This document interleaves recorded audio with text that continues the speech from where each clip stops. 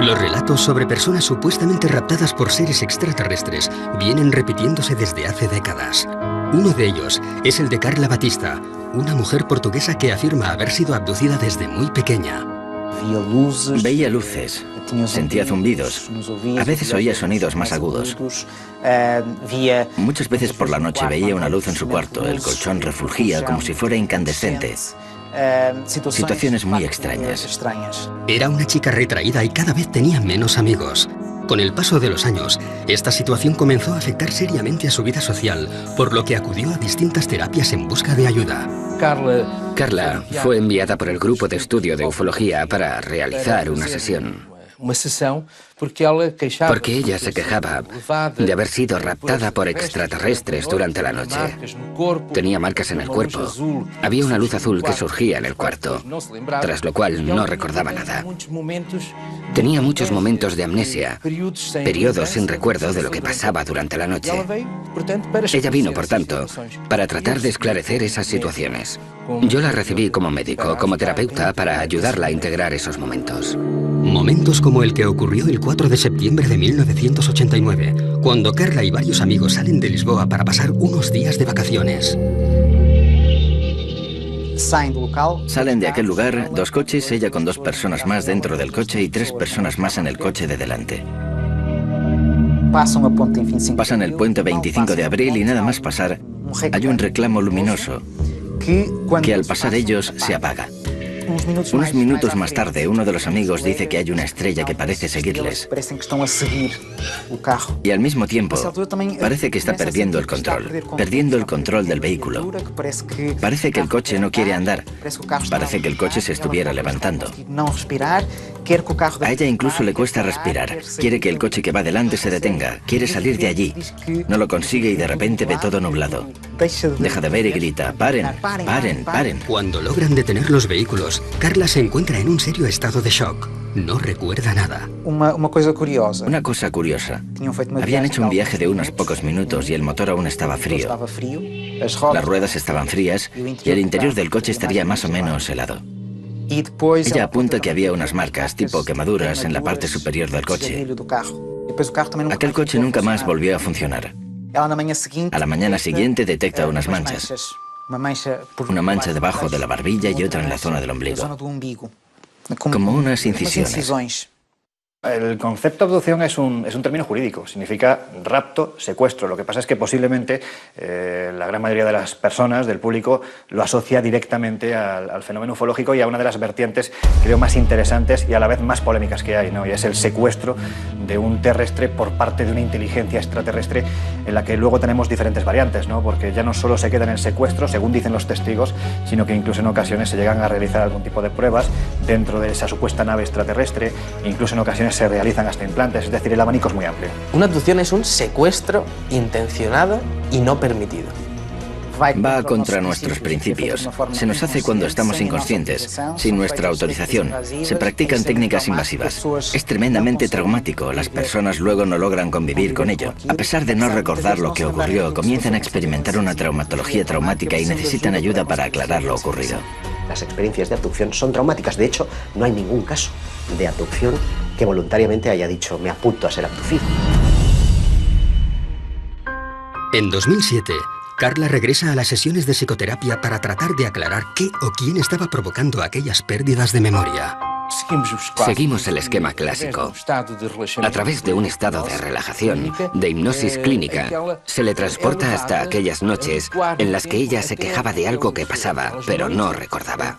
Después descubrió que era transportada durante la noche, a través de la ventana, por un rayo de luz, hasta una nave en la que era explorada desde un punto de vista médico. Le hacían exámenes y ella sentía como si aquello fuera una invasión. Y naturalmente que era una invasión de su cuerpo. En esa regresión, ella recuerda todos los procesos. Se ve a sí misma en un sitio muy iluminado, con seres a su alrededor, interesados en su cuello, interesados en la tripa. Se siente mal, quiere vomitar y ellos le dan un líquido muy amargo para que beba. ¿Qué es lo que quieren? Diles que no es justo lo que están haciendo sin tu autorización. Porque eres un ser sensible, un ser inteligente con derecho a usar su propia voluntad. Así que había un diálogo con esos seres a través de la paciente. Algunos de esos seres decían que esto era simplemente un plan, una investigación que tenía que realizarse. Algunos seres dijeron, sí, conocemos esa ley y lo tendremos en cuenta. Lo que ocurrió es que a partir de entonces disminuyeron todas estas escenas en que Carla decía ser abducida. Todo parecía ir bien cuando Carla descubre que, de manera aparentemente inexplicable, está embarazada. Ella se asusta debido a estos síntomas. Habla con una amiga, se hace un test de embarazo en una farmacia que da positivo. Ella está muy asustada y no quiere contárselo a nadie. Unos meses más tarde tiene una gran hemorragia y todo pasó. Pero ella dice que durante una de sus abducciones habría visto una gran cámara donde estarían otros bebés probeta, metidos en tubos gigantes, y que uno de ellos sería su hijo. Admitamos que una raza o varias razas de seres alienígenas vienen hasta la Tierra y secuestran generalmente mujeres jóvenes. ¿Para qué? Básicamente, unos podrían pensar que vienen a ver en qué estado se encuentra su experimento. Ellos crearon la vida en la Tierra y vienen a ver cómo ha ido desarrollándose ese nuevo ser que ellos crearon. Y esos test genéticos que se hacen a las personas serían para recoger muestras de óvulos y de semen, para la creación de una raza híbrida.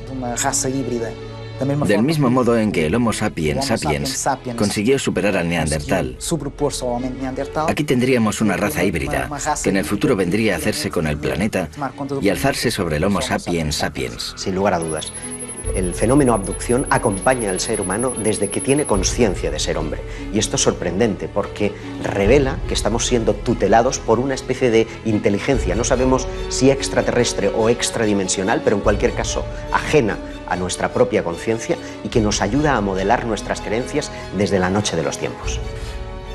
De hecho, eso vendría a explicar el porqué de esa pieza que falta en lo que es la evolución del hombre, que es el eslabón perdido, ¿no? Es decir, hay un momento en el que hay un salto cuantitativo, cualitativo tan enorme que hay quien piensa que algo tuvo que ocurrir, y dentro de ese algo tuvo que ocurrir caben muchas posibilidades. Una de ellas es que genéticamente fuéramos manipulados por unas inteligencias que están fuera de este planeta. La segunda hipótesis, igualmente inquietante, es la posibilidad de que necesiten de nosotros y vengan a recoger especímenes de la Tierra para crear una raza híbrida que sea necesario en ambos planetas, en el suyo de origen y en el planeta Tierra. Muchas de las mujeres dicen que tras haberles sido retirados los óvulos meses más tarde, se les presenta a estos bebés como si fueran hijos suyos. Muchas de ellas hablan de unos compartimentos grandes donde estaban depositados estos bebés, a donde se les acompañaba y se les mostraba: este es el tuyo. Y los extraterrestres querían que les enseñaran cómo transmitirles amor, cómo crear este enlace emocional, ya que estos nuevos seres tendrían ausencia de emociones. Ya en la década de los 70, el prestigioso investigador Joseph Allen Hynek creó la terminología que hoy es utilizada por la mayoría de los investigadores del fenómeno ovni. En ella se establecen 4 tipos de contacto. Los encuentros del primer tipo estarían aludiendo a luces lejanas en el firmamento. Los encuentros del segundo tipo es cuando ese objeto se presenta ya como algo coherente, como una nave. Los del tercer tipo son aquellos en los que el ovni ya está aterrizado, incluso muestra una cierta interacción con el terreno. Se pueden ver humanoides a su alrededor, cogiendo muestras o tomando algún tipo de medida en el entorno. Y finalmente están los encuentros del cuarto tipo, que nos entran en la dimensión más psíquica del fenómeno ovni, es el fenómeno abducción. En 1961, Barney y Betty, un matrimonio de New Hampshire, observan una luz en mitad de la noche. Viajaban en coche, de regreso de sus vacaciones en Canadá. Barney coge unos prismáticos de la guantera, mira esa luz, comenta con Betty si se trata de un ovni, si es cualquier otra cosa, siguen la ruta y unas curvas más adelante ese objeto se ha vuelto una luz cegadora que está posada en medio de la carretera con un ser de piel azulada que les está invitando a pasar. Barney queda aterrorizado. De hecho, las punteras de sus pies estaban desgastados porque literalmente fue arrastrado hasta el interior de la nave.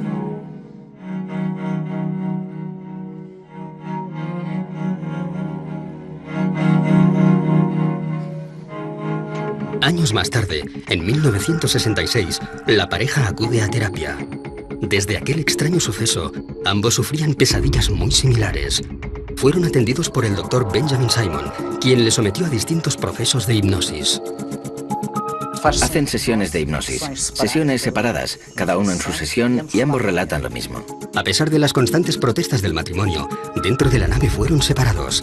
Betty relató cómo le colocaron una potente luz sobre la cara, tras tumbarla sobre lo que parecía ser una camilla de operaciones. Le cortaron un mechón de pelo, examinaron sus ojos, orejas, dientes y manos. Aquellos seres usaron algo parecido a un escarpelo para raspar y hacerse con muestras de su piel. En inglés, aunque con dificultades, aquellos supuestos extraterrestres le dijeron que le estaban realizando pruebas en su sistema nervioso y con una aguja de 10 centímetros y a través de su ombligo una prueba de embarazo.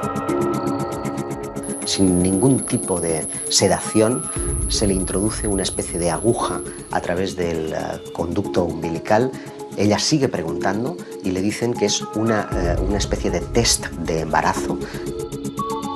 Una de las cosas más llamativas del episodio de los Hill es la descripción de una técnica de prospección intrauterina denominada laparoscopia que no sería descubierta hasta 20 años más tarde. Aun aceptando que pudieran haber en la literatura médica escritos, estos no aparecerían hasta una década más tarde. Por lo tanto, es una prueba objetiva de que hay ciertos conocimientos que los abducidos describen que son ignorados. La abducción de Barney y Betty Hill tuvo un impacto importante en la ufología porque fue la primera vez que se reconoció la posibilidad de que estos seres interactuaban con nosotros, que de alguna forma íntima nos estaban vigilando, siguiendo y posiblemente nos estaban manipulando a un nivel biológico o incluso genético. Fue la primera vez que la mayoría de las personas que seguían estos temas se sentían vulnerables posiblemente, porque parecía que los ovnis habían entrado en sus vidas personales. El estudio de las abducciones es tremendamente monótono. Todos los episodios tienen un modus operandi que es prácticamente idéntico. El protagonista suele estar conduciendo generalmente de noche. De repente, una luz lejana se hace presente, él la observa y a continuación esa luz ya está posada en el suelo.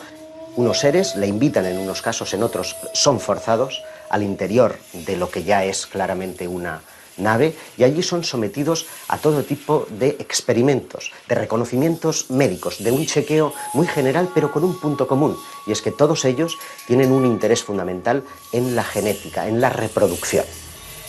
Lo que suelen decirnos los protagonistas de estos incidentes es que después de su experiencia la sensación es la de estar controlados, la de estar sirviendo información vía monitoraje de sus actividades a lo largo del tiempo. Y esto explica el por qué en muchos casos de abducción parece haber una especie de recurrencia en el individuo. Generalmente hay un primer caso que suele ocurrir en la niñez, alrededor de los 8 y 12 años, y posteriormente suelen irse produciendo otras visitas parecidas a lo largo de su vida. Esto significa que existe un estudio previo de todos los seres humanos por parte de estas entidades y que eligen a uno de ellos porque les interesa algo que tienen ellos. Es decir, con un muestreo de 7.000 millones de personas, cada uno con nuestro ADN y cada uno con nuestra personalidad, les interesa algo que tienen. Y ese algo lo están controlando y monitorizando durante el resto de su vida. Posteriormente hay otro elemento común en las abducciones y es que el testigo no recuerda esta hasta tiempo después. Incluso tienen que entrar en escena hipnoterapeutas que son los que le traen al presente ese recuerdo del pasado y a partir de ahí la vida del testigo cambia.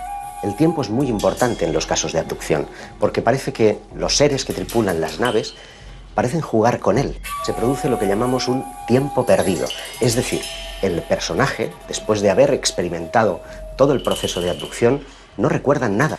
Es a partir de entonces, a veces motivados por sueños, por problemas en sus relaciones personales, que acuden a un terapeuta. Y es en el transcurso del contacto con este terapeuta que se pone al descubierto lo que ocurrió en ese tiempo perdido.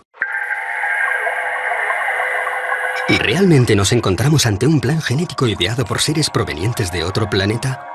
Casi un 2% de la población de algunas ciudades afirma tener síntomas de haber sido abducido, al menos una vez, a lo largo de su vida.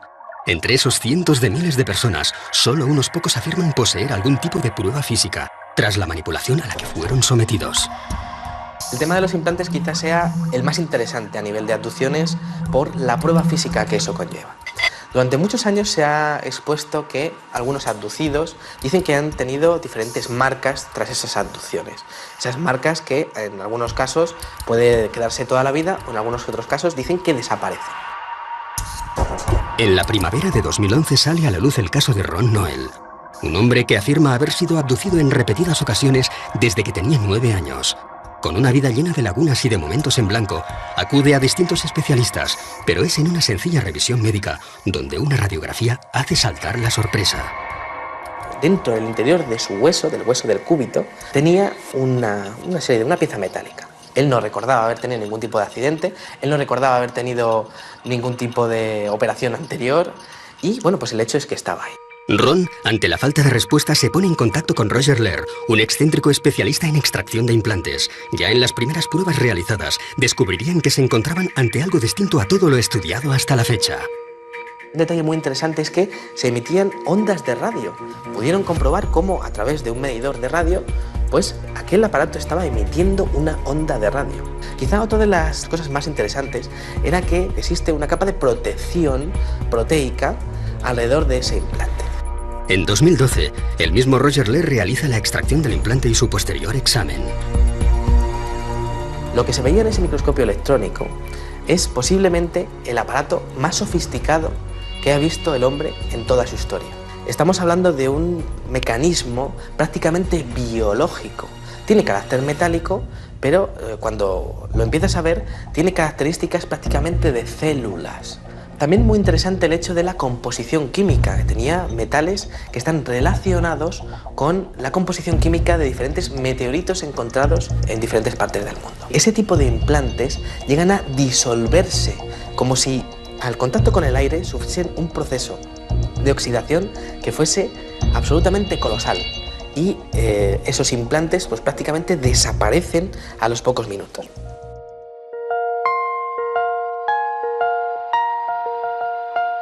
Cuando estamos hablando del fenómeno de las abducciones, estamos hablando prácticamente del fenómeno de la monitorización. ¿Qué significa eso? Pues al igual que nosotros cuando cogemos a una tortuga y le ponemos un chip de localización, este tipo de abducciones es posible que estén relacionados con el control total del individuo, tanto en su localización como en sus funciones vitales a través de estos implantes. También nosotros hacemos eso a los animales salvajes. Les ponemos unos chips, intentamos verificar su hábitat, si están bien, intentamos controlar todo eso. Nosotros hacemos eso a los animales. ¿Por qué no pensar que otros estén haciendo lo mismo con nosotros? Todos ellos son fértiles, todos ellos son jóvenes, todos ellos tienen un coeficiente intelectual por encima de la media. Por lo tanto, parecen estar escogiendo especímenes de la raza humana muy especiales. Y creo que el futuro para los investigadores es poder trazar un perfil psicológico de todas las personas abducidas en el mundo y que se demuestre que hayan sido abducidas, y quizá también un perfil genético de salud para ver si existe algún tipo de conexión entre ellos que sea la clave para saber qué es lo que están buscando estas entidades. Un aspecto bastante negativo dentro de las abducciones. Las mutilaciones. Comenzaron a aparecer casos en los años 70 y 80 de mutilaciones. Mutilaciones concretamente de ganado. Las vacas aparecían con cortes quirúrgicos, ausencia de sangre en el cuerpo y ausencia de sangre en el terreno alrededor del animal. Cortes quirúrgicos, extracción de órganos concretos. Eran retirados unos y dejados otros. Se les sacaba los ojos, partes del maxilar, orejas, todo de forma quirúrgica. Los cortes que aparecían en la piel de estos animales daban la impresión de haber sido hechos con un material abrasivo tipo láser, no identificado, y que todo el proceso habría sido realizado en un breve espacio de tiempo. Pero además de los animales, y esto es un fenómeno que ocurre, también hay casos de mutilación en humanos. Y ese es un aspecto que los investigadores, cuando comenzaron a prestar oído a estos relatos, creyeron que era tan brutal que ellos mismos no quisieron mostrar al público. Podría crear pánico. Incluso algunas autoridades con las que hablaron los investigadores no quisieron mover mucho el tema. No podían explicarlo, pero tampoco podían alertar a la población. Por tanto, esto nos da la idea de que podría haber por ahí alguna especie con no tan buenas intenciones, digámoslo así.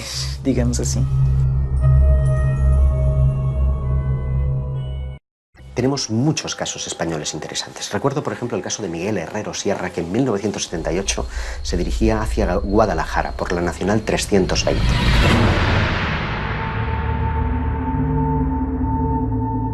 Su vehículo comienza a comportarse de forma extraña. Fallan los sistemas electrónicos y la radio. Se detiene y decide salir en busca de ayuda. A medio camino se encuentra un individuo que podría pasar por un ser humano normal y corriente, porque el único rasgo distintivo que le hacía especial es que iba con un mono ajustado con un círculo rojo. Él pensó que era un mecánico. El caso es que este hombre le convence para que le siga, le lleva a un claro en el bosque, en donde encuentra una nave posada, dice que tiene forma de sombrero, que está a unos 10 metros por encima del terreno y que deja caer un rayo de luz hacia la superficie del terreno. Miguel se ve inmerso en un haz de luz que lo transporta hasta el interior de lo que parece ser una nave espacial. Dice que la estancia es extraordinariamente grande, que las paredes parecen como desdibujarse, como si se desmaterializaran en un momento determinado, pero en otras vuelven a materializarse, que hay como paneles con datos. El relato vuelve a coincidir con casi todos los casos de abducción, cuando Miguel es sometido a varios ensayos clínicos. Pero al incorporarse, se encuentra algo difícilmente explicable. Le colocan en la camilla y después de experimentar con él y de reconocerlo, se reincorpora y hay algo que le perturba de una forma extraordinaria. Es que un ser que estaba de espaldas a él se da la vuelta y se encuentra a sí mismo, como si fuera un doble especular. La única característica que le distinguía es que una cicatriz que tiene en la cara estaba justamente al otro lado, como si fuera una imagen reflejada en un espejo. Y cuando intenta tocarle, el ser le dice: no, no lo hagas, porque si le tocas podrías destruirte y destruirle a él. Le cuentan la teoría de la antimateria, es decir, la carga eléctrica era inversa a la suya, de modo que nos encontramos frente a un concepto que no sería teorizado hasta muchos años más tarde. Para tratar de verificar lo que ha sucedido en el tiempo perdido, los investigadores acuden fundamentalmente a tres procedimientos. Uno es el polígrafo o la máquina de la verdad, que solamente se puede emplear en aquellos casos en los que el testigo recuerda previamente su experiencia, para tratar de verificar si lo que ha dicho es verdad o no. Muchos de los abducidos que han sido interrogados por este método, pues no se ha encontrado que estén mintiendo. El segundo método es el llamado pentotal sódico o suero de la verdad. Lo que trata es de inducir a través de una droga, de una sustancia psicotrópica, un estado de relajación en el que parece imposible mentir. Es un método muy cuestionado, por lo que el método más popular y utilizado para rescatar los recuerdos de los abducidos es el de la regresión hipnótica. Nos encontramos ante miles de casos reales, o se trata de algún tipo de alucinación colectiva. ¿Cómo podemos saber si un testigo ha sido realmente raptado por seres de otros mundos o sencillamente está mintiendo? Es muy difícil, porque para empezar, él tiene miedo a ser considerado loco. Debe tener la certeza de que esa persona que le va a recibir no va a reírse, no va a burlarse de él. Ha de tener la certeza de que recibirá eso que él cuenta sin hacer comentarios. Es entonces cuando se entrega al proceso, sobre todo porque viene con momentos que no recuerda. Aparece con marcas en el cuerpo, siente que pasó algo, tiene flashes que no logra integrar en su vida. Viene muy confuso y recela hasta de aquello que va a descubrir. Si han tenido un contacto con otros seres, por ejemplo, luego es difícil conversar al respecto con otras personas. Es difícil contárselo a los amigos e incluso encontrar profesionales que estén abiertos a escuchar este tipo de problemas. En ocasiones la intuición es fundamental, ¿no? Porque esa persona está buscando ese último clavo al que aferrarse, va buscando una respuesta a lo que le ha ocurrido y esa respuesta la busca en ti, en el investigador, en el periodista, en la persona que se acerca para escucharle y que no se ríe de esa experiencia. Parto de la idea de que la intuición juega un papel fundamental, no para saber, evidentemente, si una persona ha sido abducida o no, pero sí para saber si está mintiendo o no. Son personas absolutamente normales y que muchas veces quedan sorprendidas. No son personas que se interesen previamente por el tema, que estén siempre mirando al cielo. No, surge en el día a día, en las personas más normales, en las situaciones más vulgares. Y al hacer regresión y pedirle que vuelva a la primera vez que eso ocurrió, se ve teniendo una experiencia de abducción. De repente está siendo raptado y pasa por cosas que no entiende. Pero tiene un pequeño problema, y es que en hipnosis también se puede mentir.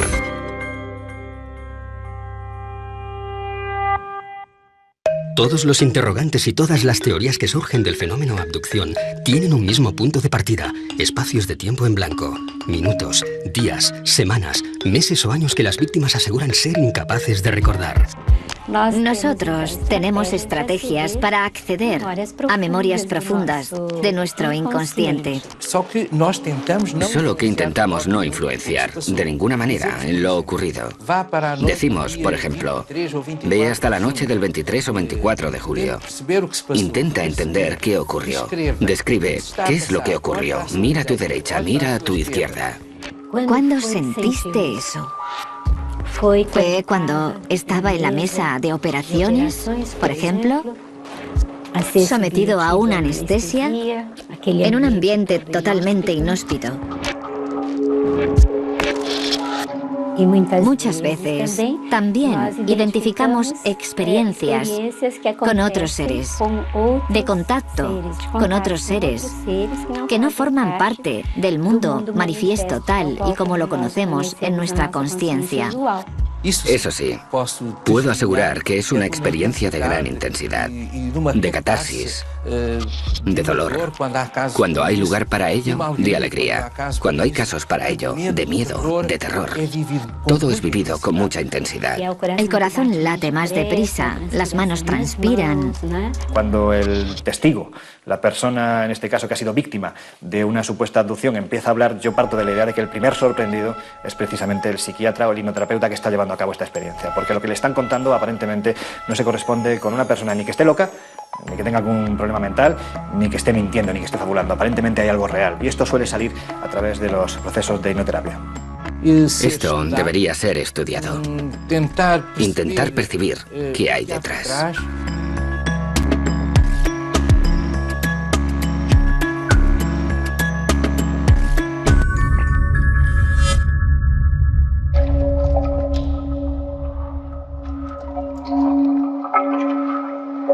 Por extraño que pueda parecer, podríamos encontrarnos ante un fenómeno que ha acompañado a la raza humana desde sus inicios, y no solo ante un mero producto del siglo XX.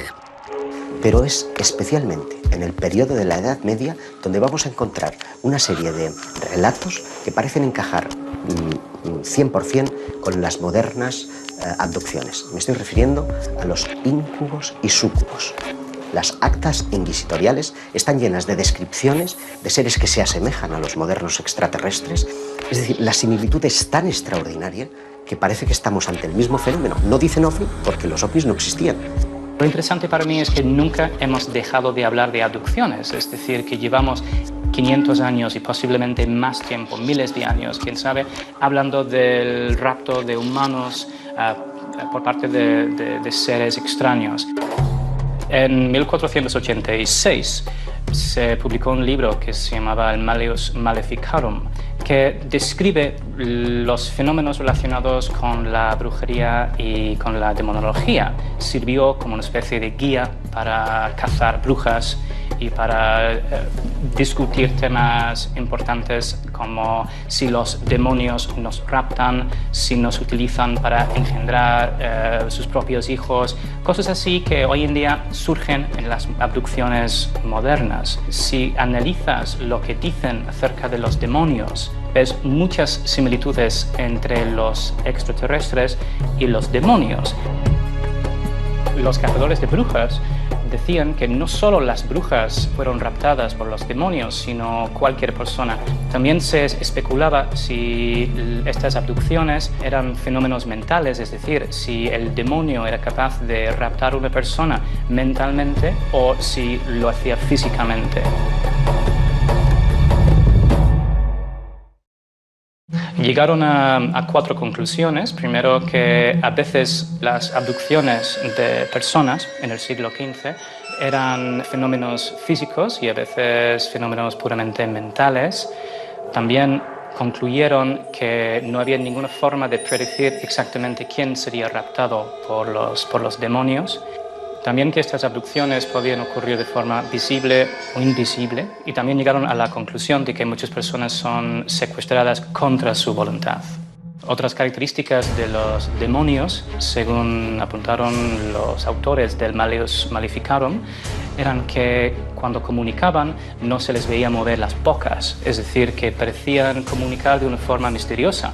Creían que el sonido les salía desde dentro sin tener que pasar por la boca. Esto se puede comparar con los seres extraterrestres que se supone que comunican de forma telepática. No existía la palabra telepatía en el siglo XV.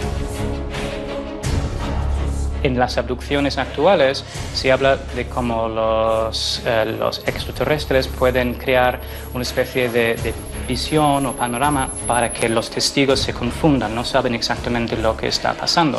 Los demonios hacían exactamente lo mismo y creaban visiones en la mente de los testigos para convencerles de que realmente no estaban en una reunión de diablos, sino que se encontraban en casa o en un sitio bastante idílico.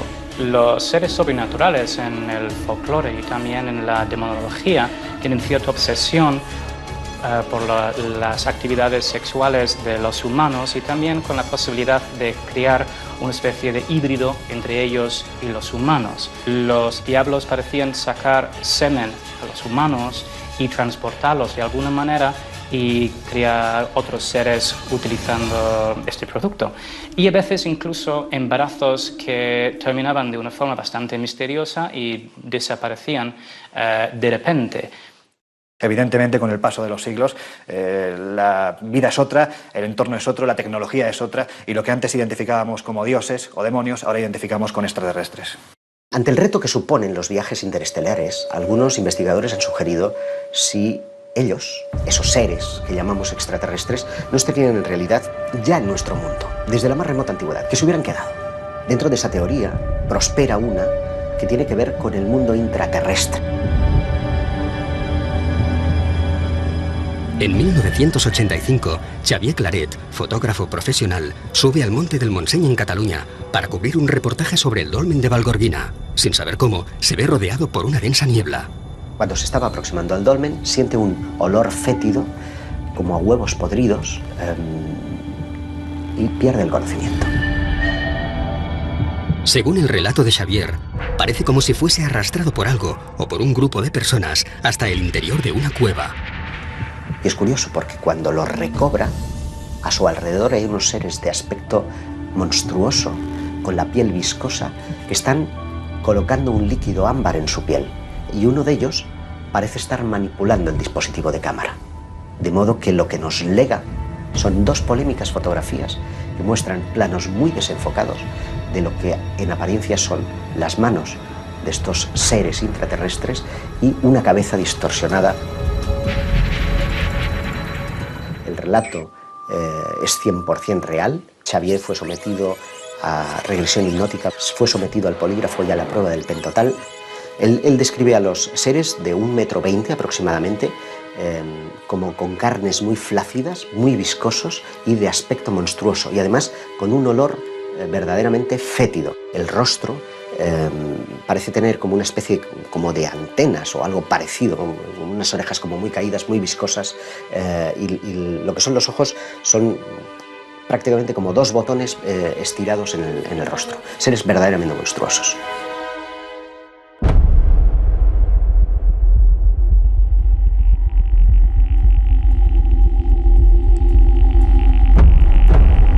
La mente humana no es una cinta de vídeo que podamos rebobinar para ver qué sucedió exactamente en cada momento de nuestra vida. Si lo hiciéramos, nos encontraríamos con demasiados fragmentos distorsionados, alterados o simplemente borrados. Las secuencias más dañadas de la cinta corresponderían con los episodios más traumáticos: miedo, dolor, angustia, soledad, falsos recuerdos o algo que no queremos recordar. ¿Qué ganan los abducidos contándonos esas experiencias que a menudo despiertan la sonrisa de sus vecinos y semejantes? No ganan nada, tienen mucho más que perder. Yo siempre les he definido como una suerte de infiltrados, como una quinta columna, como seres que, siendo escogidos por esa eventual raza de extraterrestres, tienen una misión a cumplir. El qué y el cuándo lo ignoramos.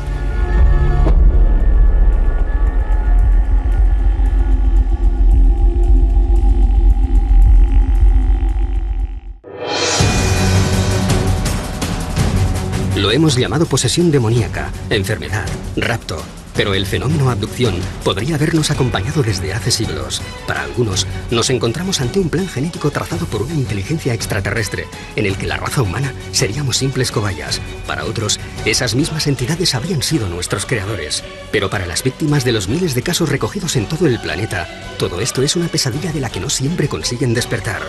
Algo muy difícil de explicar.